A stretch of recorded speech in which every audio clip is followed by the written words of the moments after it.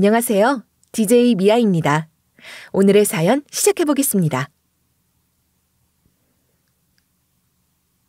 저는 좋은 와이프를 만나서 행복했는데 여러분도 가정을 잘 꾸려가고 있으신가요? 하지만 제가 그 행복을 처참히 망가뜨리면서 모든 것을 의심하게 되는 사건을 일으켰습니다. 도대체 제가 왜 그랬는지 궁금하시다면 제 이야기를 끝까지 들어주세요. 저는 한때 잘 나가는 회사 대표였어요. 제가 어떻게 성공했는지 궁금하실 거예요. 제가 아내랑 신혼일 때 연락이 끊겼던 친구한테 오랜만에 전화가 왔었거든요. 서로의 안부를 묻고 각자 어떻게 지내왔는지 얘기를 나누고 있었는데요. 그러다가 친구가 이런 식으로 사업 이야기를 꺼내는 거예요. 너 요즘 회사는 어때? 일이 많이 힘들다고 들었어. 사실 내가 사업을 하나 해보려고 하는데 너랑 같이 하면 좋겠다는 생각이 들더라고. 회사 그만두고 나랑 같이 사업해볼 생각은 없어? 다른 친구들한테 들었는데 네가 사업 이야기를 자꾸 꺼내고 있다고 하던데? 친구가 이러면서 자기가 생각하고 있는 사업안을 이야기해줬거든요. 근데 들어보니까 너무 괜찮은 거예요. 일단 이렇게 친구랑 대화를 해보고 난 뒤에 집으로 돌아가서 아내랑 상의를 해봤는데요. 와이프가 다행히 한번 해보자고 해서 제가 회사를 그만두고 그 친구랑 사업을 시작하게 됐어요. 사업 초기에는 당연히 어려움도 많았지만 친구와 함께라면 뭐든지 할 수 있을 것 같았어요. 매일같이 늦은 시간까지 일하면서도 힘든 줄 몰랐죠. 오히려 꿈을 이뤄가는 과정이 즐거웠고 그 안에서 많은 것을 배웠어요. 시간이 지나면서 사업은 점점 자리를 잡아갔고 저희 노력은 결실을 맺기 시작했어요. 매출이 오르고 고객들의 반응도 좋았는데요. 그럴 때마다 친구와 함께 뿌듯함을 나눌 수 있어서 정말 행복했어요. 사업이 성공하면서 경제적으로도 여유가 생기고 그 덕분에 가족과의 시간도 더 많이 가질 수 있었죠. 아내와의 관계도 더욱 깊어졌고 아이들과도 더 가까워졌어요. 집안은 언제나 웃음이 가득했고 모든 것이 잘 돌아가고 있다는 느낌이 들었는데요.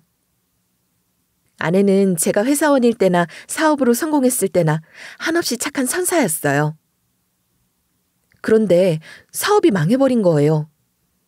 새로 하기로 한 사업이 있었는데 동업자가 뒤통수를 세게 쳤거든요. 저랑 친구가 처음부터 모든 것을 반반씩 투자하며 이익도 공평하게 나누기로 약속했는데요.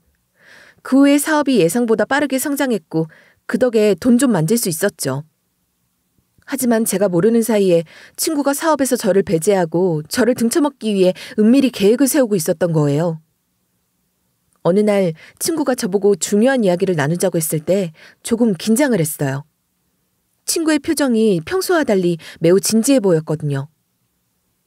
제가 무슨 일 때문에 그러냐고 물어보니까 친구가 신중해 보이는 목소리로 이런 화제를 꺼내더라고요. 있잖아. 중요한 계약건이 하나 있는데 이게 잘만 성사되면 우리 사업이 한 단계 더 성장할 수 있을 것 같아. 이 계약이 성사되면 정말 큰 돈이 들어올 거야. 우리가 그동안 해왔던 것과는 비교도 안 될 정도로 말이야.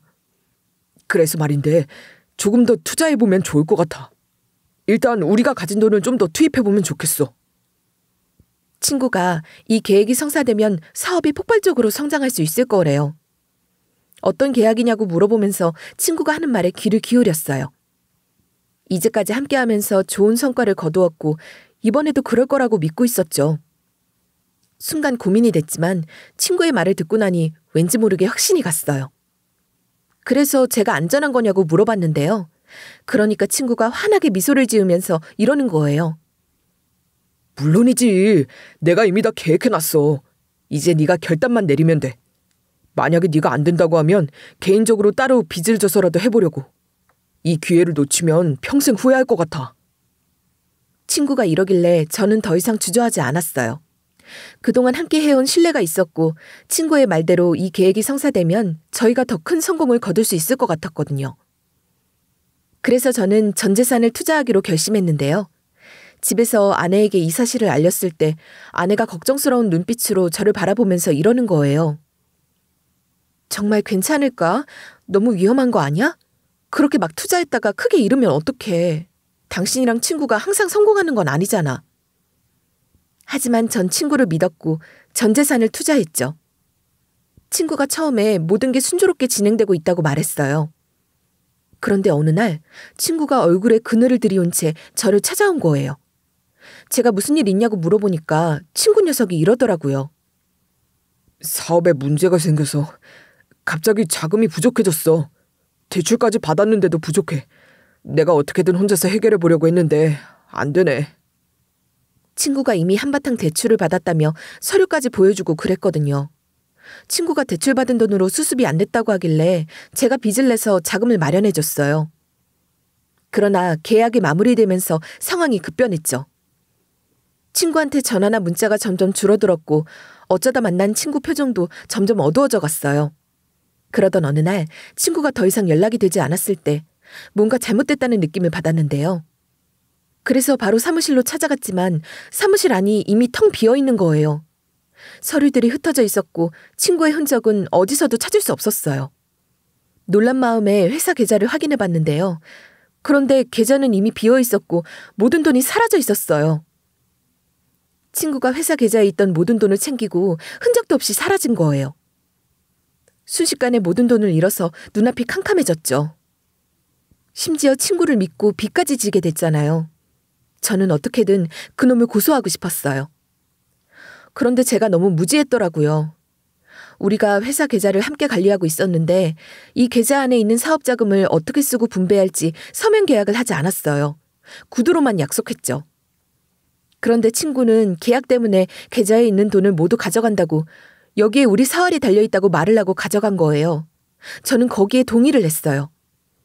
그랬기 때문에 제가 그놈에게 법률구조상 책임을 물을 수 없게 된 거예요. 진짜 목 같은 경우였죠. 제가 제 친구를 너무 믿었던 건데요. 결국 저는 전 재산을 잃고 빚더미에 앉게 되어 삶이 완전히 무너져 내렸어요. 사업이 망하고 나니 아내가 점점 변하기 시작했죠. 제가 사업이 잘 되고 돈 잘 벌어다 줄 때는 안 그랬는데 사람이 바뀌었다는 생각이 들었어요. 그전까지 아내는 언제나 다정하고 밝은 모습이었어요. 매일 아침마다 제가 알람 소리에 일어나기도 전에 아내가 먼저 이런 식으로 깨워주곤 했어요. 여보, 일어날 시간이야. 당신이 좋아하는 반찬 해놨으니까 와서 먹어. 일단 밥부터 먹으면 잠 깰 거 아니야. 밥 먹고 씻자. 이렇게 아내의 부드러운 목소리와 함께 맛있는 음식 냄새로 항상 하루를 시작했는데요. 식탁 위에는 정성스럽게 준비한 반찬들이 놓여 있었고 국은 언제나 따뜻하게 데워져 있었어요.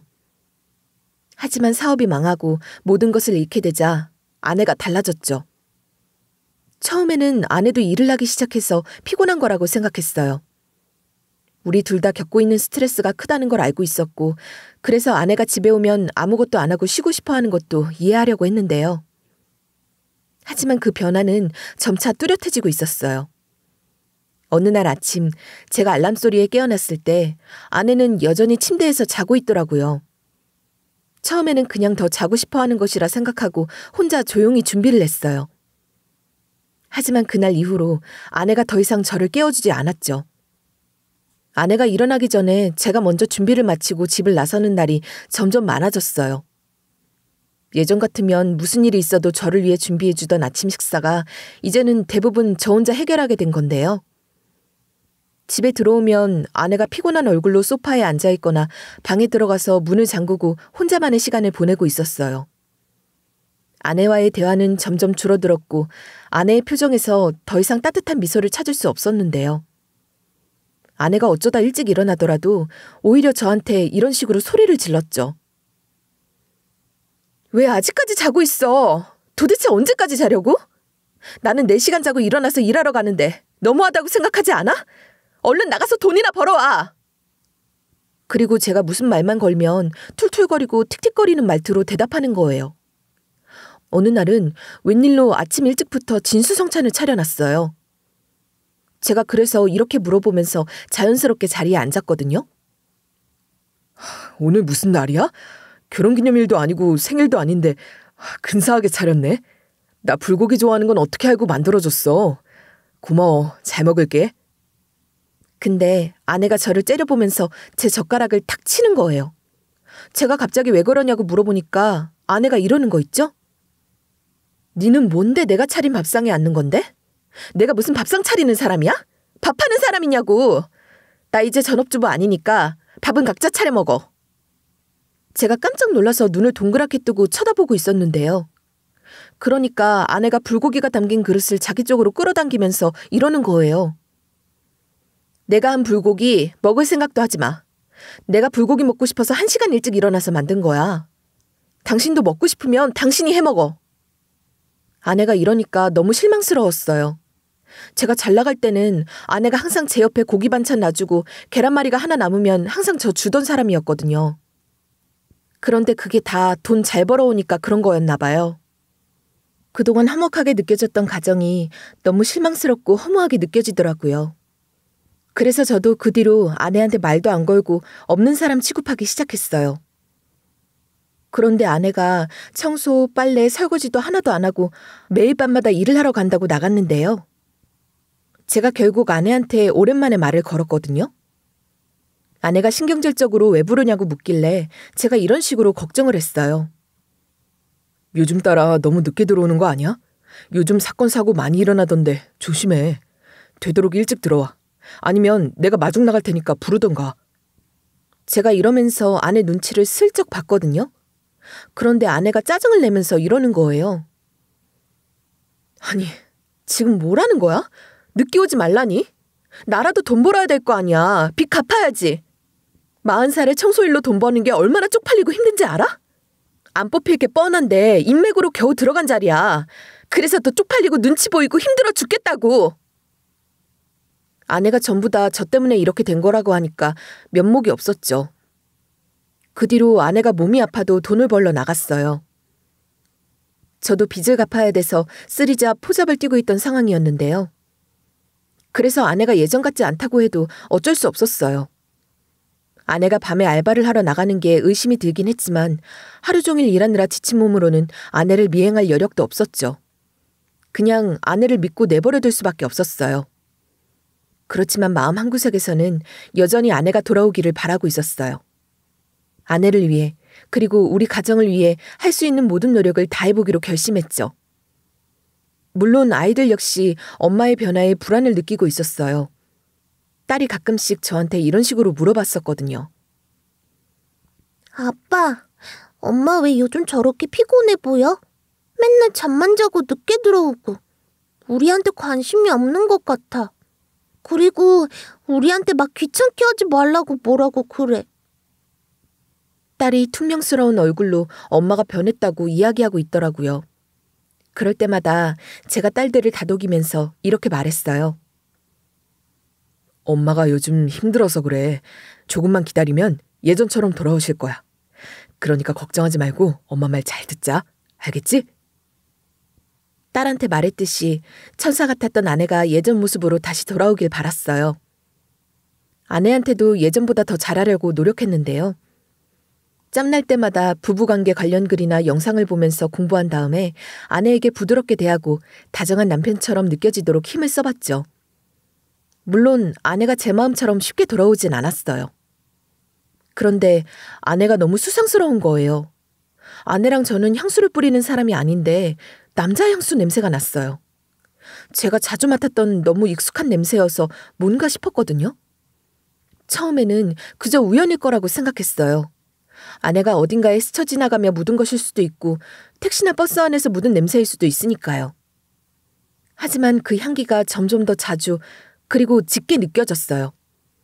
그러면서 아내가 낯설게 느껴지기 시작했어요. 예전에는 그렇게 관심을 두지 않았던 체중 관리에 신경을 쓰고 아침마다 화장도 점점 진하게 하더라고요. 설마 아내에게 다른 남자가 생긴 건 아닐까? 하는 생각이 머릿속을 떠나지 않았어요. 그래도 아내를 믿고 싶었죠. 오랜 시간 함께한 아내를 의심하고 싶지 않았어요. 하지만 그 향수 냄새와 미세한 변화들이 저를 점점 더 불안하게 만들었어요. 그러던 어느 날 도저히 참을 수 없어서 결심을 하고 말았어요. 아내를 미행해보기로요.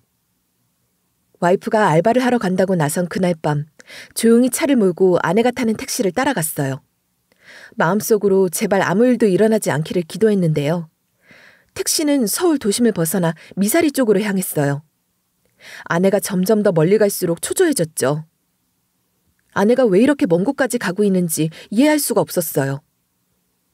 그렇게 미사리에 도착한 택시가 멈추고 아내가 내렸을 때 멀리서 아내의 행동을 지켜봤는데요. 아내가 잠시 주위를 둘러보더니 천천히 걸어서 한 남자를 만나러 가고 있었어요. 그 순간 제 눈앞에서 모든 것이 무너져 내리는 것 같았어요. 그 남자의 모습이 점점 뚜렷하게 보였고 남자의 얼굴을 확인한 순간 저는 숨이 멎는 듯 했죠. 그 남자는 바로 제 인생을 망친 그 배신자였어요. 저를 속이고 제 전 재산을 날려버리고 사라졌던 그놈이요. 아내 몸에서 나는 향수 냄새가 괜히 익숙한 게 아니었어요. 제 뒤통수를 치고 간 그놈이 뿌리던 향수 냄새랑 똑같은 거였어요. 아내가 제 인생을 망친 배신자랑 바람을 피고 있었던 거예요. 저한테 안 걸리려고 멀리까지 갔더라고요. 두 사람이 다정하게 팔짱을 끼고 라이브 카페에 들어가고 있는 걸 보고 저는 믿을 수가 없었어요. 그놈과 아내가 함께 있다는 사실이 너무나도 충격적이었죠. 어떻게 이런 일이 일어날 수 있을까요? 그놈은 제 인생을 망쳐놓은 것도 모자라 이제는 제 아내까지 빼앗아가고 있잖아요. 그런 생각이 든 순간 속이 뒤집히는 것 같았어요. 심장이 미친 듯이 뛰었고 머릿속은 새하얘졌어요. 그 순간 무슨 생각을 해야 할지도 몰랐어요. 두 사람을 당장이라도 쫓아가 따지고 싶었지만 다리가 움직이지 않았어요. 라이브 카페 안에서 두 사람이 마주보며 웃고 있을 생각을 하니 가슴이 찢어지는 듯 했죠. 아내가, 그토록 믿었던 아내가 어떻게 그런 배신자와 함께 있을 수 있는지 도무지 받아들일 수 없었는데요. 하지만 제가 그 둘의 모습을 보고 화를 낼 수가 없었어요. 당연히 뚜껑이 열리고 슬프기도 하고 아내가 죽도록 원망스럽기도 했지만 그냥 모르는 척했어요. 바보 같다고 하셔도 일단 제 가정을 지키는 게 우선이었고 아이들에겐 엄마가 있어야 될 것 같다고 생각했거든요. 일단은 덮어두고 싶은 마음이 그때는 컸고 제 상황 자체가 안정이 되면 그때 해결을 하려고 했죠. 차로 돌아와 운전석에 앉았지만 손이 떨려서 시동을 걸 수가 없었어요. 두 손을 꽉 쥐고 간신히 마음을 진정시키려 했지만 모두 다 허사더라고요. 이제야 모든 것이 이해가 되기 시작했어요. 아내가 변한 이유, 남자의 향수 냄새, 아내가 갑자기 다이어트를 시작하고 화장을 진하게 한 이유, 모든 것이 그놈과 관련이 있었어요. 그놈은 저를 망가뜨린 것만으로 만족하지 못하고 제 삶의 마지막 남은 희망마저 빼앗아가려 했던 거였어요. 제가 아내를 빼앗기지 않으려고 어떻게든 조치를 취하려고 했는데요. 그러다 아내가 일을 안 나가기 시작했어요. 제가 출근하러 나갈 때마다 아내가 늦잠을 자거나 집에 있더라고요. 그래서 제가 조심스럽게 다가가서 이렇게 말해봤는데요. 여보, 왜 요즘 일을 안 나가고 있어? 무슨 일 있어? 고민 같은 거 있으면 편하게 말해봐. 내가 다 들어줄게. 우리 요즘 대화가 부족한 것 같아. 제가 이러니까 아내가 다행히 신경질을 안 부렸어요. 대신 힘없는 목소리로 저한테 이런 이야기를 해주는 거예요. 요즘 축 처지고 안 좋은 생각만 들어서 병원에 가봤어. 그런데 거기서 우울증 진단을 받은 거야. 게다가 일을 하다가 다쳤어. 계단 청소를 하다가 넘어져서 발목을 심하게 접질렀는데 병원비가 아까워서 급하게 처치만 했지. 아내가 우울증에 다치기까지 했다니. 게다가 돈이 아까워서 병원까지 안 갔다고 하잖아요. 제가 이런 상황을 만든 것 같아서 너무 미안한 마음에 이렇게 얘기했는데요. 뭐? 그걸 이제 말하면 어떡해. 아무리 그래도 그렇지. 처치만 하고 병원을 안 가면 안 되지. 병원비 줄 테니까 가자. 마음이 아프면 몸이라도 건강해야 돼. 제가 이런 식으로 걱정했는데도 아내가 제 말은 무시하고 일을 안 나가고 있었어요. 저는 이 모든 것이 다 저 때문이라고 생각하면서 저만 책망했죠. 아내의 바람도 아내의 우울증도 전부 다 저만 잘하면 모든 것이 제자리로 돌아올 거라고 굳게 믿는 게 제가 정신줄을 붙잡고 살 수 있는 유일한 방법이었어요. 아내와의 관계가 점점 더 멀어지고 있다는 걸 느끼면서도 저는 끝까지 아내를 포기할 수 없었죠. 아내가 바람을 피웠다는 사실을 알고도 저는 동업자놈과 싸울 생각조차 하지 않았어요. 오히려 아내의 우울증과 최근에 발목을 접지른 것까지 생각하면 아내에게 더 이상 무슨 말을 못하겠더라고요. 그래서 일단 아내를 집에 두고 최대한 아내를 배려해서 돈을 벌기로 했어요. 나중에 상황이 조금 나아지면 다시 대화를 시도해보려고 했는데요. 그렇게 배달 일을 하던 어느 날 새벽 아내에게서 전화가 왔어요. 정말 오랜만에 온 연락이라 처음에는 아내가 어떤 말을 해줄까 기대하면서 전화를 받았죠. 그런데 아내가 전혀 예상하지 못한 말들을 꺼내는 거예요. 지금 내가 고열이 나서 그런데 집에 들어올 때 바로 들어오지 말고 약 좀 사와. 지금 먹은 건 좀 잘 안 듣는 것 같아. 예전에 먹었던 그거 있잖아. 그게 필요해. 그걸로 꼭 사와줘. 그 순간 저는 걱정이 되면서도 이상하다는 생각이 들었어요. 그때 시간이 새벽이었고 아내가 사오라는 약이 편의점에서 팔지 않는 약이었거든요. 그래서 제가 고민해보다가 조심스럽게 이런 식으로 이야기를 해봤는데요. 그 시간에 그 약을 어떻게 구해? 차라리 내가 다른 약 사갈게. 그거 먹어보고 안 되면 응급실 가보자. 지금 꼭 그 약 아니어도 되잖아. 제가 이렇게 말하는 사이 아내 목소리가 불안하게 떨리고 있었어요. 저는 다시 한번 설득해보려고 했지만 아내가 너무 애절하게 이러는 거예요. 안 돼. 그 약이어야 돼. 어떻게든 구해와. 다른 건 소용없어. 지금 너무 아파서. 다른 건 안 돼. 제발 부탁이야. 내가 지금 너무 힘들어서 그래. 그래서 아내한테 알겠다고 하고 퇴근도 하지 못한 채로 그 약을 찾고 있었죠. 도대체 왜 다른 것도 아닌 꼭 그 약이 필요한 건지 이해할 수 없었어요. 하지만 아내가 이렇게 간절하게 원하는 거면 무언가 중요한 이유가 있을 거라고 생각했는데요. 아내의 건강이 최우선이었으니까 어떻게든 아내가 원하는 걸 구하려고 발을 동동 굴렀어요. 근데 몇 시간 뒤 전화가 와서 받아보니까 응급실이래요. 전화기 너머로 들려오는 목소리가 이런 소식을 전해주는 거예요. 혹시 이지수 씨 보호자 되십니까? 이지수 씨 핸드폰에서 남편분으로 확인되셔서 연락드립니다. 지금 부인께서 미사리 모텔 화재 사건에 휘말리셨는데요. 지금 의식불명 상태로 실려오셔서 빨리 오셔야 할 것 같습니다. 그 말을 듣는 순간 머릿속이 하얘졌어요. 아내가 분명히 집에 있어야 했는데 미사리 모텔이라뇨? 순간 제 두 귀를 의심했다가 서둘러 차를 몰고 아내가 있는 응급실로 달려갔어요. 응급실에 도착해서 주위를 둘러보니 아내가 침대에 누워있는 거예요. 얼굴에는 산소 마스크가 씌워져 있었고 온몸에 그을린 자국과 상처가 남아있었죠. 그리고 그 옆에 내 뒤통수를 친 그놈이 함께 누워있는 거예요. 그 순간 제 가슴속에서 무언가 터져나오는 것 같았어요. 둘이 불륜짓거리 하다가 화재가 나서 이렇게 실려온 거야? 하는 배신감이 또 치밀어 올라 둘 다 그냥 없애버리고 싶은 마음이었죠. 근데 동업자 새끼는 가벼운 화상만 입은 상태더라고요. 그래서 제가 그 새끼 멱살을 잡으면서 따지고 들었어요. 그러자 그 동업자 새끼가 저를 거세게 밀치면서 이러는 거예요. 나도 네 마누라한테 속았어. 네 마누라가 나를 꼬셔서 내 돈을 빼앗은 다음에 너한테 갖다 주려고 했던 거라고. 그걸 내가 오늘 알게 됐고 네 마누라를 불렀는데 네 마누라가 그걸 알자마자 이렇게 된 거 같이 세상을 뜨자고 모텔에 불을 냈어. 알고 보니 아내가 외장을 껴안고 남강에 뛰어든 농개처럼 자신을 희생해서 저 대신 동업자 놈에게 복수를 하려고 했던 거예요. 저는 그것도 모르고 아내를 의심하고 있었어요. 너무 충격적이어서 동업자 새끼 멱살을 풀고 오해를 할 수밖에 없었죠. 근데 아내의 상태를 검사한 의사가 저를 부르는 거예요. 제가 가까이 갔더니 의사가 말을 꺼내기도 전에 머뭇거린 뒤에 이러더라고요. 이지수 씨 보호자분?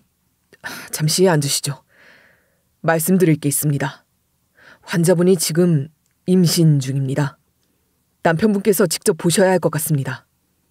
지금 상태가 워낙 위중해서 안타깝게도 아이의 생명이 어떻게 될지는 장담할 수 없습니다.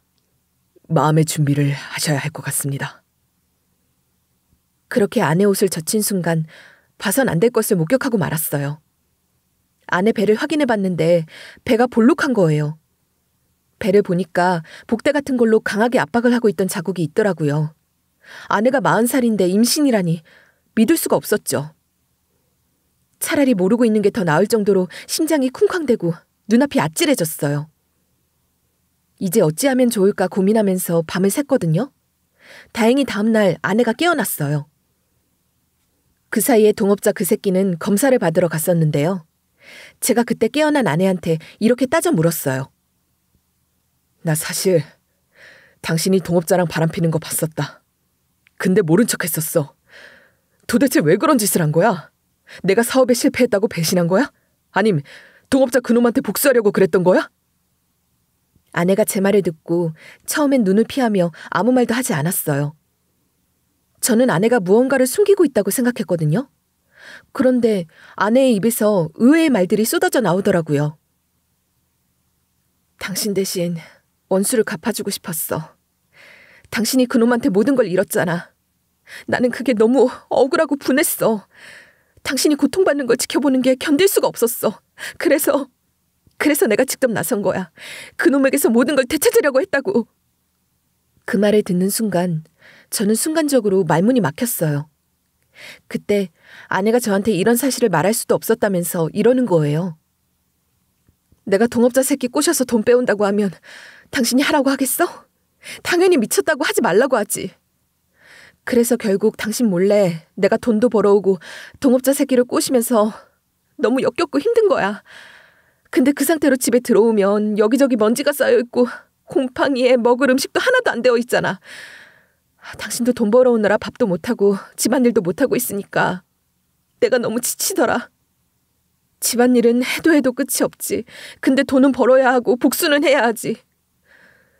눈코 뜰 새 없이 바빠서 나도 모르게 당신한테 짜증을 냈던 것 같아. 아내가 이 말을 하면서 엉엉 울더니 미안하다고 하더라고요. 아내나 나나 서로를 너무 생각했던 거예요. 그래서 제가 아내의 손을 잡고 떨리는 목소리로 말했어요. 나도 미안해. 내가 부족한 남편이어서 당신을 이렇게 힘들게 해서 정말 미안해. 그런데도 당신이 나를 위해 이렇게까지 해줘서 정말 고마워. 못난 남편 만나서 당신이 무슨 고생이야. 제가 이렇게 말하면서 아내한테 진심으로 미안해하고 고마워하고 있었거든요. 그런데 이건 짚고 넘어가야 할 것 같아서 확실하게 물어봤어요. 그런데 임신한 것도 알고 있었어? 내가 알았다면 같이 준비할 수 있었을 텐데 혼자서 그렇게 힘들게 버티지 않아도 됐을 거 아니야. 왜 나한테 말을 안 한 거야? 이렇게 말하면서 저는 아내가 그동안 얼마나 많은 것을 혼자 감당했을까 싶어서 마음이 아팠어요. 그러니까 아내가 울먹거리는 목소리로 이러는 거예요. 지금은 그걸 말할 수가 없었어. 가장 중요한 일이 있었잖아. 그놈에게 복수하는 것. 당신에게 다시 웃음을 되찾아주는 것. 그렇게 되면 우리가 서로를 돌아볼 수 있는 여유가 생기면 그때 말하려고 했어. 그 말을 들은 순간 가슴이 찢어진 것처럼 아파왔어요. 그래서 제가 아내의 손을 더 꽉 잡으며 결심한 듯 말했죠. 여보, 뱃속의 아이가 만약 그놈의 아이라도 우리 같이 키우자. 당신과 함께라면 그 어떤 것도 다 이겨낼 수 있어. 제가 이렇게 말하니까 아내 표정이 확 바뀌더라고요. 아내가 이제 겨우 정신이 들었으면서 남아있는 힘을 쥐어짜내며 저한테 화를 내는 거예요. 아니야! 당신을 배신한 친구놈이랑 동행은 했어도 선은 넘지 않았어. 우리 아이들을 걸고 맹세할 수 있어. 제발 그런 말 하지 마. 그 이야기를 듣고 나니 실없는 웃음이 새어나왔어요. 화낼 정신이 남아있다면 그걸로 됐다고 안심했죠. 그러니까 아내가 그 동업자 새끼한테 접근해서 알아낸 사실이 있대요. 그게 뭐냐고 물어보니까 아내가 이런 이야기를 해주더라고요. 그 사람이 또 사기를 치고 다니고 있었어. 나는 그 사실을 알고 어떻게든 당신을 위해 그리고 그 사람들을 위해 무언가 해야겠다고 결심했지. 그래서 동업자 놈이랑 가까워져서 그 사람에게서 얻어낸 정보들을 모아놨어. 아내가 저 몰래 많은 것들을 해냈다는 사실에 놀라워하고 있었는데요. 게다가 아내가 이런 정보까지 알려주는 거예요. 내가 그 사람을 감시하면서 알아낸 것들이 있어. 어떤 사람들에게 사기를 쳤는지도 다 알아냈거든. 나중에 당신이 직접 확인할 수 있도록 내가 그 정보를 수첩에 다 적어뒀어. 그 수첩은 집에 숨겨놨어. 집에 가서 우리 방 서랍을 확인해봐. 선반바닥 깊숙한 곳에 수첩을 숨겨놨어. 납작 엎드려서 손을 깊숙이 넣으면 수첩이 있는 곳에 손이 닿을 거야. 그래서 제가 집으로 가 아내가 알려준 서랍 밑부분에서 수첩을 꺼냈죠. 그리고 사기당한 사람들을 찾아가서 동업자의 신상 정보를 알려줬어요. 제가 가진 정보는 너무나도 명확했고 그놈의 신상과 사기 행각에 대한 모든 증거가 담겨 있었거든요. 이걸로 참교육시켜주기 딱 좋았던 거예요. 저는 한 사람 한 사람씩 사기를 당한 피해자들을 찾아가기 시작했어요. 피해자들에게 동업자놈의 신상 정보를 알려주었을 때 한 피해자는 믿을 수 없다는 듯이 물었는데요. 이 사람이 우리를 속였다고요? 우리 돈을 갖고 도망친 사람이에요? 아유, 내가 알고 있는 이름이랑 나이도 가짜였네. 이러니까 못 찾았지. 피해자가 실감이 안 가는 듯 제가 나눠준 신상 정보를 자꾸 보더라고요. 다른 피해자들도 비슷한 반응을 보여서 제가 이렇게 이야기했던 것 같아요. 맞아요. 그놈이 여러분을 속인 장본인이에요. 그놈이 이미 저를 포함해 많은 사람들을 속여왔고 이제 그 사실이 드러나고 있어요. 그놈이 저질렀던 모든 사기 행각에 대해 이제는 법적인 책임을 지게 해야 합니다. 제가 이렇게 말하니까 피해자들이 한동안 말을 잇지 못했어요. 그래서 그 피해자들한테 동업자놈의 모든 신상 정보를 넘겨주었는데요. 동업자놈의 이름, 주소, 그리고 그가 저질렀던 사기 행각들에 대한 정보를 전부 다 알려준 거죠. 그랬더니 결국 동업자가 그 사람들한테 고소를 당했대요. 마음 같아서는 더한 걸로 동업자를 나락 보내고 싶었는데 그것만 해도 어디예요. 그리고 우리 아내가 한 가지 장치를 하나 더 해놨어요. 아내가 저한테 들킬 것 같다는 핑계를 대고 문자랑 전화로 연락을 안 하고 금요일 저녁 8시에 미사리 라이브 카페에서 보자는 약속만 했대요. 그래서 무슨 일이 있어도 그 자리에서 만났다고 하더라고요. 그렇게 만난 뒤에 아내가 동업자가 이상한 요구를 할 때마다 녹음을 했대요. 저도 그 녹음본을 들어봤는데 그놈이 그렇게 더러운 취향을 가지고 있는 줄 몰랐어요. 아내가 그 당시에 요령껏 요구를 회피하면서 지내왔다는 거예요. 그래서 그 녹음본을 바탕으로 동업자에게 공갈을 당해서 억지로 만남을 이어왔다는 고소를 했다고 하더라고요. 아내가 경찰 조사받을 때 경찰들한테 이렇게 말했대요. 제가 그 사람을 찾아간 이유는 남편 때문이었어요. 왜 남편을 배신하고 사기친 거냐. 돈을 돌려달라고 만났던 건데 그 사람이 돈을 주겠다는 말로 회유하며 이런저런 요구를 했고 나중에는 공갈을 해서 어쩔 수 없이 계속 만났던 거예요. 당연히 동업자는 아내랑 연인 사이였다고 말했지만 증거가 없으니 받아들여지지 않았어요. 아내랑 동업자가 전화랑 문자는 일치하지 않아서 가능한 일이었죠. 그놈이 경찰 조사 중에 그러던데 우리 아내가 진짜 비싸게 굴었대요. 아내가 모텔에 안 가려고 하니까 같이 안 가주면 헤어질 거라고 공갈을 했다는 거예요. 그래서 아내가 복수를 위해 어쩔 수 없이 동행했다고 하더라고요. 때마침 그때가 제 퇴근 시간대라서 아프다는 핑계를 대면서 약을 사달라고 요구한 거고요. 근데 아내가 자꾸만 동업자 놈을 피하니까 동업자 놈이 거기서 아내한테 이렇게 물어봤대요. 야, 이런 식으로 계속 피할 거면 나를 왜 만나냐? 너 사실 내 돈 뺏어서 네 남편한테 갖다 주려고 이러는 거지? 내가 네 남편한테 사기치고 등쳐먹은 거 알고 있잖아. 지금 나한테 복수하려고 접근한 건 아니지? 그게 아니면 왜 내 요구 안 들어주고 나를 피하는 건데? 내가 못생기고 뚱뚱해서 그래? 설마 니도 키 크고 몸 좋은 남자가 좋아졌냐? 사실 동업자 놈이 모든 사실을 눈치채고 이러는 게 아니고 지를 피하니까 성질이 나서 아내가 찔려야 할 만한 건 다 말한 거래요. 그런데 아내가 그 말을 듣자마자 이렇게 된 거 같이 세상을 뜨자고 모텔에 불을 냈다는 거예요. 이런 정황을 전부 다 파악했기 때문에 우리가 동업자 놈을 고소하고 또 저희는 방어할 수 있었죠. 우리한테는 동업자 놈이 아내한테 이상한 요구를 한 녹음본이 있잖아요. 일단 그걸로 신고를 하니까 동업자 놈이 경찰에서 조사받는 동안에도 끝까지 이렇게 주장하는 거예요. 내가 피해자고 아무 짓도 못했는데 고소를 당해야 합니까? 억울합니다. 나는 그냥 이 여자랑 연인 사이였을 뿐인데 왜 이런 일을 당해야 하는 건데요? 그리고 저 여자가 모텔에 불을 냈어요. 저 여자 방화범이라니까요. 동업자 놈이 제 아내한테 손가락질을 하면서 발광해대는데 하는 짓이나 하는 말이나 끝까지 더러운 놈이더라고요. 그래서 제가 거기서 아주 야무지게 이렇게 맞받아치고 말았죠. 우리 와이프가 진짜로 그렇게 한 증거가 있어? 네가 말하는 게 사실이라면 증거를 내놔봐. 우리는 증거가 확실하게 있으니까 네놈 신고한 거고 네 주장이 뒷받침되는 것들 가져와 보라고. 그니까 동업자 놈이 어버버거리면서 한마디도 못하는 거예요. 그래서 제가 동업자 놈한테 똑같이 삿대질을 하면서 이랬어요.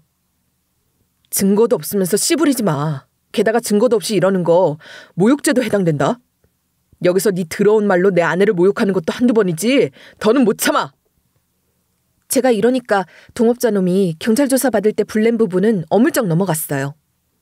동업자가 결국 피해자들한테 당한 고소랑 아내한테 당한 고소로 나락을 간 거예요. 나중에 동업자가 감옥에 들어가기 전에 저한테 전화해서 징징대더라고요. 내가 지금 고소를 너무 많이 당해서 그런데 나 좀 도와주면 안 될까? 어떻게든 형을 줄이고 싶어. 제발 고소 좀 취하해주라. 내가 예전에 교도소를 가봤는데 진짜 좁고 너무 추워. 누가 교도소 밥 괜찮다고 한 건지 모르겠지만 밥이 너무 맛이 없고 장난 아니야. 일주일에 한 번만 따뜻한 물로 샤워할 수 있고 다른 날에는 화장실에서 찬물로 씻어야 한다고. 난 그런 곳에 오래 안 있고 싶어. 제발 한 번만 살려주라. 이런 식으로 싹싹 빌길래 제가 제대로 참교육해줬다는 생각이 들었죠. 예전에 그 뻔뻔하고 오만했던 태도와는 전혀 다른 비굴하고 초라한 목소리가 들리고 있었거든요. 그래서 제가 동업자 놈을 비웃으면서 이렇게 대답해줬어요. 내가 미쳤다고 선처를 해주겠냐? 너 때문에 우리 가족이 얼마나 힘들었는지 네가 알긴 해? 판사님 앞에서 깝쳐가지고 법정 모욕죄로 형이나 더 살고 와라. 그 순간 동업자 놈이 절박한 목소리로 제 이름을 울부짖었어요. 동업자 놈의 울부짖음은 더 이상 저에게 어떤 감정도 불러일으키지 않았죠. 그저 비겁하고 초라한 사람의 마지막 발악처럼 들렸어요. 그래서 제가 마지막으로 이런 일침을 날렸죠. 네가 나한테 무슨 말을 하든 이제 아무 소용이 없어.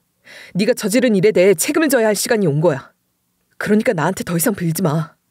네가 이제까지 쌓아온 모든 잘못들은 네가 이제 감당해야 돼. 그 말과 함께 전화를 끊어버렸어요.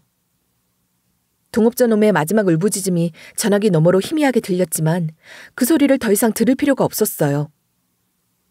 동업자 놈이 이제 어떤 고통을 겪게 되든 상관없으니까요. 저한테 그리고 제 가족에게 고통을 안긴 사람에게 더 이상 자비를 베풀 이유는 없었어요. 그리고 저희 아내는 어떻게 됐냐고요? 저희 아내가 무사히 출산을 마치고 병실에서 회복 중이었어요. 그런데 아내가 갑자기 이런 식으로 친자검사 이야기를 꺼내더라고요. 나 억울해. 당신이 날 의심하는 게 너무 마음에 걸려. 그래서 꼭 친자검사를 해보고 싶어. 그래야 당신도 나도 마음이 편해질 것 같아. 아내가 워낙 원하고 있길래 몸조리를 하고 건강을 회복하자마자 친자검사를 해봤는데요. 친자검사를 해보니까 다행히 제 아이더라고요. 그 검사 결과를 보고 아내랑 부둥켜 안고 울었죠. 큰애 낳고 둘째는 가질 생각이 없었는데 이 아이로 하여금 우리 부부의 끈을 다시 이어준 것 같았어요. 그리고 아내가 나를 엄청 세게 한번 꼬집으면서 이러는 거예요. 봐라, 당신애 맞잖아. 나는 떳떳하다니까. 내가 얼마나 억울했는지 알아? 당신이 나 의심했을 때 정말 마음이 아팠어. 하지만 이제 모든 게 밝혀졌으니 더 이상 그런 걱정은 하지 않아도 돼. 아내가 이런 말을 하는 걸 듣고 제가 바로 머리를 조아렸죠. 그리고 아내한테 진심으로 사과했어요. 정말 미안해. 내가 말실수를 했어. 당신을 의심했던 거 사과할게. 난 그냥 당신이 나를 위해 복수하려고 했던 것 자체가, 희생했던 것 자체가 너무 고맙고 미안해서 그랬어. 그러자 아내가 슬며시 미소를 지으며 저를 다시 한번 따뜻하게 안아줬어요. 제가 아내의 등을 천천히 쓰다듬고 있으니까 아내가 이렇게 말하더라고요. 이제 됐어. 중요한 건 우리가 다시 서로를 믿을 수 있다는 거야. 앞으로는 더 이상 이런 일 없을 것 같은 기분이 들어서 다행이다.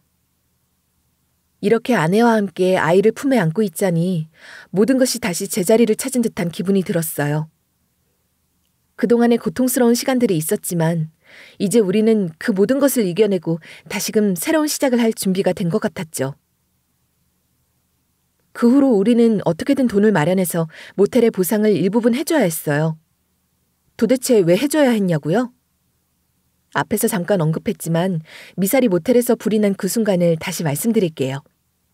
아내가 사건의 경위를 차근차근 설명해줘서 들어보니까 이해가 가더라고요. 그날 밤 동업자 놈이 이런 식으로 비열하게 나온 건 기억하시죠? 지금 내 요구를 안 들어주면 헤어질 거야. 나 다른 여자가 생겼거든? 네 말고 여자 많으니까 그 여자한테 가야겠다. 동업자 놈이 이랬는데 와이프가 아무 반응도 안 보였나 봐요. 심지어 우리 아내를 이런 식으로 떠보는 말까지 했다는 거 있죠? 그런데 가만 보자. 네 하는 꼴을 보아하니 내 돈 뜯어내서 네 남편한테 주려고 이러는 건가? 나를 사랑하기는 한 거야? 아니지? 너 무슨 목적을 가지고 나한테 접근한 거야? 동업자놈이 이런 식으로 개소리를 짓거렸대요. 근데 아내가 요구를 들어주고 싶지는 않고 그놈이랑 닿기도 싫어서 이렇게 해버렸다는 거예요. 그래, 내가 너 조지려고 접근했다. 네 주제를 좀 알아. 누가 네 같은 놈 좋아하겠냐? 이럴 거면 너 죽고 나 죽자. 네가 한 짓을 알고도 이러고 싶어? 이러면서 동업자놈이 협탁에 두었던 라이터를 들었대요. 아내가 어차피 이판사판이라며 라이터를 휘둘렀다고 하더라고요. 그러자 동업자놈이 이런 식으로 악을 질렀다는 거예요. 역시 너 남편이 가난해져서 질렸다는 말은 거짓말이고 나한테 복수하려고 돈 뜯어내려고 접근한 거였지? 내 이럴 줄 알았어. 어쩐지 이상하더라. 동업자놈이 이렇게 날뛰길래 와이프가 순간 당황스러워했대요. 불을 지를 생각은 없었고 겁만 줄 생각이었는데 그때 몸싸움을 하게 되면서 불이 확 나버렸다는 거예요. 그런데 경찰이 보기에는 아내는 동업자놈이 불을 질렀다고 하고 동업자놈은 아내가 불을 질렀다고 하잖아요. 어느 누가 혼자서 불을 냈다는 증거가 없었고 그놈에게도 과실이 있기에 화재 보상은 반씩 부담하게 됐어요. 다행히 불이 난 한 방 말고는 다른 방들은 큰 피해가 없었나 봐요.